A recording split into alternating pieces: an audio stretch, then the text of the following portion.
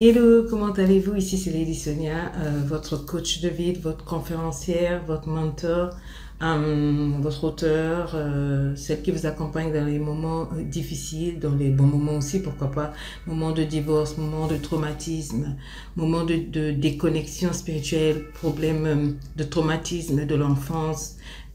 Et aussi, si vous avez une entreprise et vous voulez, ou bien vous voulez vous lancer dans l'entrepreneuriat, vous avez besoin que votre équipe soit reboostée, redynamisée, surtout si elle est féminine. Lady Sonia se fait un plaisir de vous accompagner dans ces moments-là. Donc voilà qui je suis. Je vous souhaite la bienvenue. Merci d'être avec moi aujourd'hui. On va passer quelques instants ensemble. On va essayer d'illuminer nos lanternes. Alors, c'est Lady Sonia. Comment vas-tu? Moi, je vais bien. Et j'espère que tu vas bien, ta famille et toi et tout. Aujourd'hui, je voudrais qu'on parle un peu affaires, qu'on parle un peu business. C'est vrai que je vous asticote un peu chaque fois pour dire qu'il faut travailler. Il faut faire quelque chose de vos vies, de votre journée. Il faut pas rester là. Il faut pas subir la vie. Il faut pas vivoter. Il faut pas dormir, glander. Parce que la vie, elle appartient à ceux qui se lèvent tôt, à ceux qui bossent. Dieu est un bosseur, Dieu est un Dieu d'excellence. Il a travaillé en construisant ce monde, à peu forte raison, nous y déposer. Il attend de nous aussi que nous produisions du fruit digne d'un chrétien, digne d'un croyant, digne d'un musulman. Nous sommes censés marquer notre génération. Alors, quand on ose se lancer dans le business, on rencontre souvent des difficultés. De très très grandes difficultés, des épreuves et des défis. Souvent les gens ne vous raconteront pas, ne vous diront pas les choses par lesquelles ils ou elles sont passés. Vous verrez juste les résultats et vous allez envier, vous allez convoiter ces résultats-là. Moi je suis le genre de personne, j'aime apprendre des erreurs des autres, j'aime apprendre de là où les autres se sont cassés la figure pour pouvoir aller plus vite, pouvoir mieux aller. Je veux m'inspirer des erreurs des autres. Donc j'ai pris le temps de beaucoup étudier les choses difficiles que les entrepreneurs traversent. Et pourquoi pas moi-même? Je suis entrepreneur si vous voulez, depuis près de 5 ans. Et ça n'a pas été de tout repos. J'ai sorti un cours à grand succès. Hein, beaucoup de femmes l'ont pris, beaucoup d'hommes l'ont pris, sur comment lancer ton business being self-made. Comment devenir une self-made. Vous connaissez la définition de self-made. Self-made, c'est une personne qui réussit à se faire soi-même sans avoir de l'argent de la famille légué, sans avoir eu un héritage, un legs, mais c'est-à-dire partir de rien pour devenir un millionnaire, un milliardaire, devenir quelqu'un qui pèse dans la société. Quand on parle de self-made, on parle de Oprah Winfrey, on parle de C.J. Walker, on parle par exemple des Rihanna, on parle aujourd'hui des grandes dames qui se sont battues pour arriver là où elles sont. Pas seulement des grandes dames aussi, je corrige, on parle aussi des grands hommes qui se sont faits à partir de rien. D'accord? C'est ça, self-made. Alors, aujourd'hui, on parle de self-made, on parle de Titi Boss, on parle de Boss Ladies, on parle du mouvement d'entreprendre. C'est tout ce qu'il y a de plus honorable. J'aimerais dire dès le début que tout le monde n'est pas appelé à faire du business. Ça ne marche pas pour tout le monde. Donc, il ne faut pas attraper le business parce que tout le monde parle de business. Donc, tu vas prendre toutes tes économies et boum, tu vas investir là-bas pour lancer. Non, c'est pas possible. Il faut déjà avoir une passion, des talents, des compétences. Il faut avoir un appel, il faut avoir le don aussi. C'est vrai qu'on apprend le marketing, on apprend le business, on apprend la communication, on en apprend au fur et à mesure. Mais si vous n'êtes pas taillé pour ça, mieux vaut pour vous rester dans un bureau et vous y faire là-bas. Ce n'est pas aussi mauvais parce que le monde de l'entrepreneuriat, c'est un monde de défis, c'est un monde de difficultés. Moi, tant que je travaillais pour des responsables, pour une agence des Nations Unies, pour l'ambassade américaine, etc., etc., je n'avais pas les problèmes d'un chef d'entreprise. Chercher à payer tes employés, respecter le droit, la loi du travail, payer les taxes, les impôts, assurer. En ce moment-là, je n'avais pas ce genre de concern, de soucis. Mais une fois que je me suis mise à mon compte et que j'ai eu des gens qui travaillent pour moi, qui dépendaient de moi, j'ai dû maintenant mûrir une réflexion professionnelle. Et ça, je peux vous garantir que ça vous ôte le sommeil. Je peux vous garantir que ça vous fait vieillir. Souvent, en une nuit, vous pouvez vous réveiller avec des cheveux blancs. Juste pour dire que le monde de l'entrepreneuriat, il est génial. Mais il faut être préparé. Il faut y être préparé dans le caractère. Il faut être quelqu'un qui persévère, qui, quand il se lance, il ne s'arrête pas en chemin parce que vous aurez des difficultés, vous aurez des défis, vous aurez des troubles. Il y a des gens qui vont vous voler vos idées.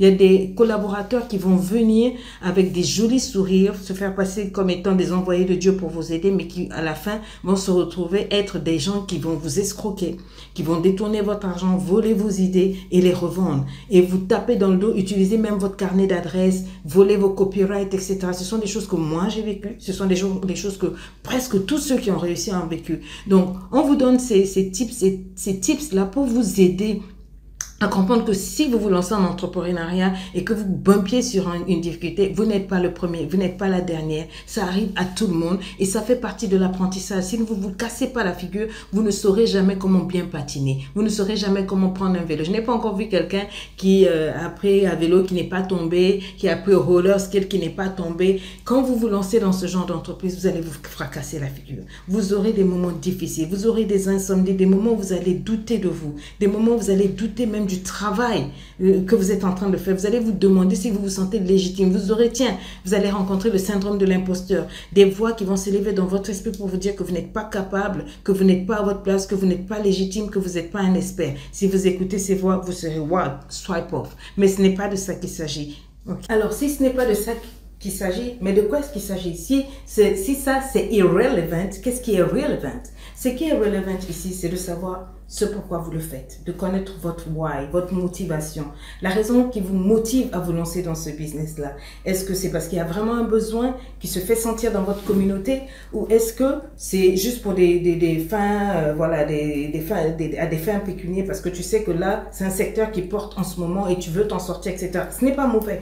Peu importe ce qu'il en est, tu dois connaître ton pourquoi, tu dois connaître ton carburant, tu dois savoir ce qui te motive et c'est important que ça soit assez fort pour couvrir le volume des épreuves qui vont arriver parce que des épreuves, tu vas en avoir. Des difficultés vont se présenter. C'est inéluctable, c'est impossible. À moins que si tu réussis sans épreuve, sans échec, tu ne seras vraiment pas légitime. Il suffira plus tard, une fois que tu seras bien assis sur ton trône, d'un petit problème pour que tout ton château là s'écroule comme du sable. Donc, il faudra que tu passes par des épreuves et pour ça, il faut que ta passion soit vraiment strong. Quand tu auras envie d'arrêter, de drop down, de jeter l'éponge, et ben que cette motivation que tu avais eu au début soit tellement forte pour te dire non, you go ahead. Tu continues, tu ne t'arrêtes pas parce que la route est longue, nous avons encore beaucoup de choses à faire, tu vois.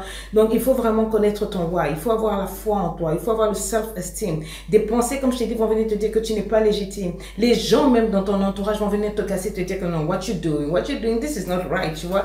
Tu n'es pas à ta place, fais autre chose. En ce moment, ça marche pas. Tu vas trop écouter les gens à côté et tu vas te planter. Il faut savoir étudier ta cible, il faut savoir étudier ton packaging, ta communication, trouver ton logo, trouver les circuits par lesquels tu vas passer, te faire des connexions. Il faut te cultiver, assainir et aiguiser tes compétences afin de pouvoir tenir des débats sur là-dessus, afin de pouvoir devenir une référence crédible dans le secteur que tu es. Étudie ce qui se fait sur le marché. Je n'ai pas dit d'aller copier, c'est bien d'imiter le bien.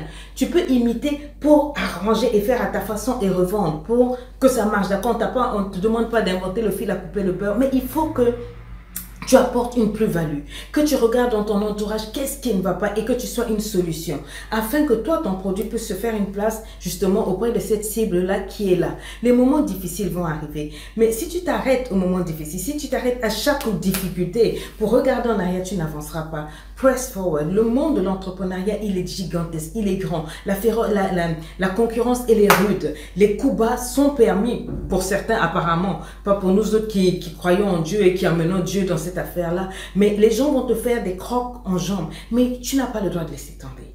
Tu n'as pas le droit de laisser tomber. Il faut que tu traverses, que tu sois épuré par le feu, afin que plus tard, lorsque tu auras réussi, ton témoignage puisse éblouir, laisser les gens se dire « Wow !» Are you hearing me, somebody? C'est pour ça que tu ne dois pas abandonner. Tu dois te battre. Quel que soit le secteur d'activité dans lequel tu te lances, you can be the best at it. Il faut que tu te cultives, que tu lises. Ne cesse jamais d'apprendre. Ne te dis jamais que bon, je suis arrivé, j'ai lancé ma boîte, je suis parmi les premiers ou les 10 premiers, etc. You've got to be always the best. Tu dois toujours t'entraîner, toujours être en avance, proactif. Qu'est-ce que tes clients peuvent vouloir dans 1 an, dans 6 mois, etc.